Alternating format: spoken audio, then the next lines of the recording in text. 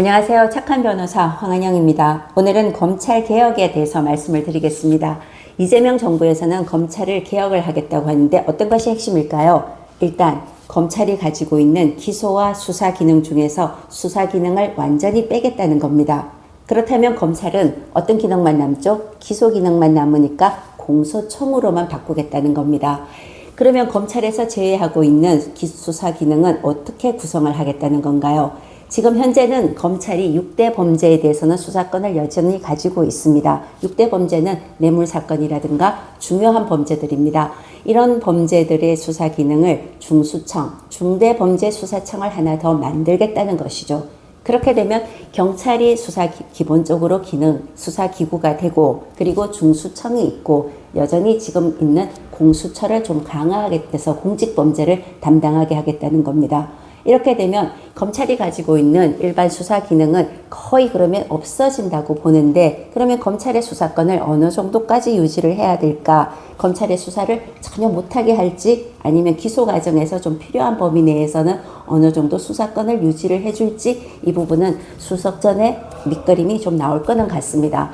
이렇게 되면 그러면 검사는 수사가 전혀 하지 않는 기소만 하고 재판만 다니는 사람이 될 건가? 이런 점에서 우리나라에서만 그렇게 하면 세계에는 다른 그런 제도가 있는지 없는지 궁금해 하실 수도 있습니다만은, 일반적으로는 검사가 수사권을 어느 정도 가지고 있는 게 OECD 국가 예를 본다면 좀 다수입니다. 70% 이상은 이렇게 수사 기능이 어느 정도 가지고 있습니다. 왜 그럴까요? 검사의 기능 자체가 기소를 해서 유죄를 받아야 되는 기능입니다. 그러다 보니까 검사가 기계적으로 어떤 사건을 공소 유지만 한다, 이게 아니라 필요할 때는 어느 정도 수사 보완을 해야 되고, 또 이게 잘못된 기소면 이 부분을 바로잡기 위해서도 수사 기능을 가지고 있는 경우가 많은데, 우리나라의 특징은 사실은 검사가 너무 수사기관으로서 전면에 나섰다는 것에서 비판을 많이 받아왔던 것입니다.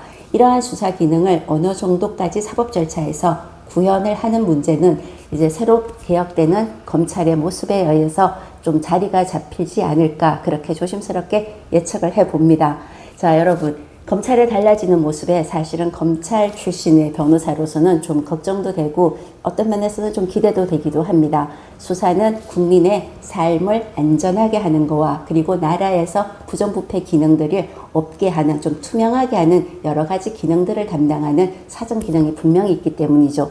일반적으로 국민의 삶을 보호하는 수사 기능과 국가의 투명성을 높이는 이 두 가지 영역은 좀 다른 면에서 접근을 해야 되는데, 여전히 경찰은 일반 수사기관으로서, 그리고 좀 중요한 범죄는 중수청이라는 새로 그 모습을 드러낼 수사기관에서 담당하고, 이 부분에서 적당하게 어느 정도 통제를 하면서 공소 유지까지 충실히 될 수 있는, 이렇게 권한이 잘 분배가 된다면 우리나라 사법제도는 굉장히 중요한 전환점을 맞을 수 있겠다 하는 기대도 해봅니다.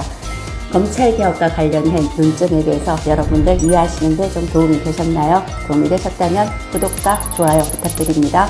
감사합니다.